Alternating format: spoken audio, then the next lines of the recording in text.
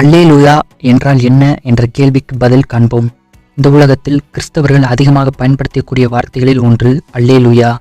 இந்த சமூகத்தில் கிறிஸ்தவர்களை அல்லேலூயாக்காரர்கள், அல்லேலூயா கூட்டத்தார் என்று செல்லமாகவும் கூப்பிடுவார்கள். அல்லேலூயாவை பற்றி சில தகவல்கள் பார்க்கலாம். அல்லேலூயா என்ற வார்த்தை தமிழ் வார்த்தை அல்ல, அது ஒரு எபிரேய வார்த்தை. அல்லேலூயா என்ற வார்த்தை 28 முறை வேதாகமத்தில் பயன்படுத்தப்பட்டுள்ளது. அதிலும் அதிகமாக பயன்படுத்தப்பட்டது சங்கீத புத்தகத்தில்தான். 4 முறை வெளிப்படுத்தின விசேஷ புத்தகத்தில் இடம்பெற்றுள்ளது. அல்லேலூயா என்றால் என்ன என்ற அர்த்தம் தெரியாமல் நம்மில் அநேகர் பயன்படுத்தியிருக்கிறோம். வாருங்கள் அதன் அர்த்தத்தை பார்ப்போம்.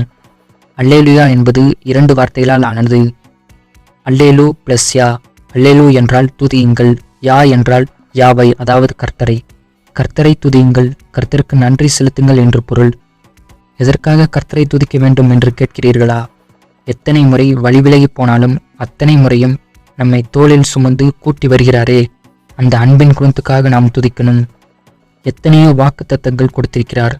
வாக்கு மாறாதவராய் இருந்து நம் வாழ்க்கையில் அந்த வாக்கு தத்தங்கள் நிறைவேற்றி இருக்கிறார். அந்த வாக்கு தத்தங்களுக்காக நாம் துதிக்க வேண்டும். தெரிந்தும் பாவம் செய்கிறோம், தெரியாமலும் பாவம் செய்கிறோம். இந்த பாவத்தை அறிக்கை செய்யும்போது மனதார மன்னிக்கிறாரே, அந்த மன்னிப்பிற்காக நாம் துதிக்க வேண்டும்.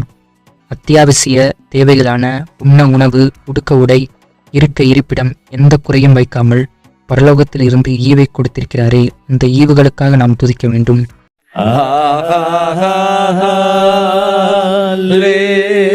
Alleluia,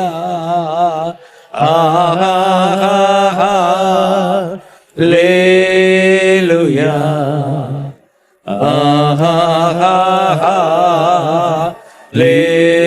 Alleluia, Amen.